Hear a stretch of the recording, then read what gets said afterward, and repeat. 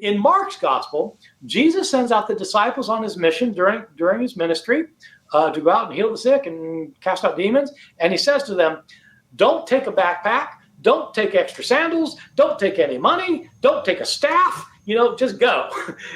And so there you go. In Matthew's gospel, same episode, Jesus sends them out, go heal the sick, raise the dead, or cast out demons, and don't take a backpack, don't take extra sandals, don't take any extra money, and take a staff. Just the opposite of what Mark says. Mm-hmm. So the moderator says, okay, which did Jesus say? And I said, well, he probably said neither, because I don't think it's historical. I said, but I said, Mark. Neither. He doesn't think it's historical that Jesus sent out his disciples. Mark's the earlier one, so Mark says don't take a staff. Matt says he did take a staff. It's a contradiction. He asked the other two. The other two kind of reconcile. They hemmed and hawed. Okay, so we don't have to go any further than this. Here's the thought experiment. The first thing you might notice about this is that Bart innocently mixes up what Mark and Matthew said. So Mark's version of the story is that Jesus allows a staff to be taken. It's Matthew's gospel where the staff is prohibited. Again, the way I understand this difference is don't go beyond yourself to acquire a staff in Matthew. And Mark, what's being presented there is take what's on your person and go. So again, the first thing innocently is Ehrman mixes up. That's not so bad. There's something slightly worse, we'll say, and I want you to listen closely here. We have two seemingly conflicting Look at that. There's a younger me from about 6 years ago now. passages.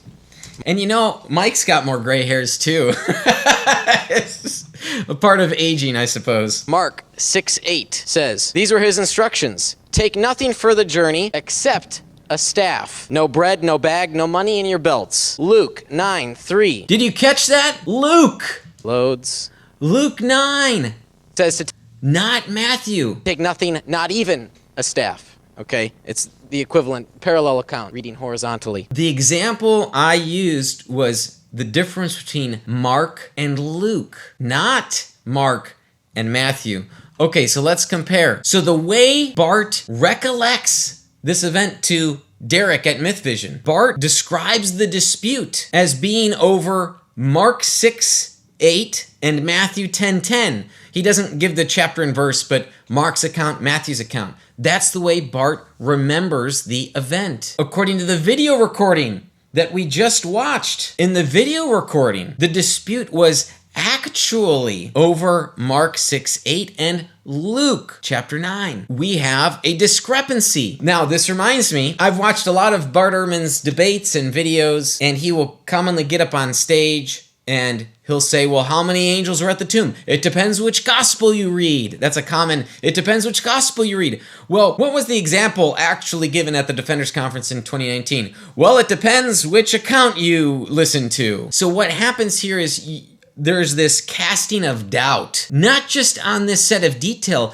but over the entirety of the pericope, of the narrative, of the example given. It's like one minute detail is in doubt, therefore the rest is in doubt. I don't think that's a jump we should be making. And that's the quandary I'm going to pose to Bart with this case study, with this example, because Bart has innocently conveyed to Derek at MythVision an incorrect detail. So obviously it wasn't his intent to mislead, he just happened to have gotten it wrong. Bart's got two options here. He could admit his mistake, which he should do anyway. He'll admit his mistake, but what it does, if you take option one, it calls into the question the entirety of his recollection, that Bart is not trustworthy for giving any of the details about that 2019 panel. That's one option. And sometimes that's the way it's presented. Like, you get one small little detail wrong, therefore throw it all out because not trustworthy as an eyewitness. Even Bart Ehrman himself in his various textbook on New Testament history talks about how bad eyewitness testimony can be. So maybe we just got to throw it all out. Here's option two, which is the one I would take if I were him. And I think in actuality, he does take option two here. Ehrman admits he made a mistake and yet realizes that his account, we're not talking about the Gospels right now, his account is not entirely unreliable. Now, there's a double negative in here, so we can use in logic what's called double negation. We could rephrase this. Ehrman admits a mistake, yet realizes that his account is entirely reliable. So you can, or you might say generally reliable. What you have here is a case where Bart makes an innocent mistake about using Matthew when the difference was between Mark and Luke, right? The difference being Matthew or Luke in Bart's account, but it doesn't call into question Bart's account. It just calls into question that one point because Bart still faithfully, reliably conveyed the events.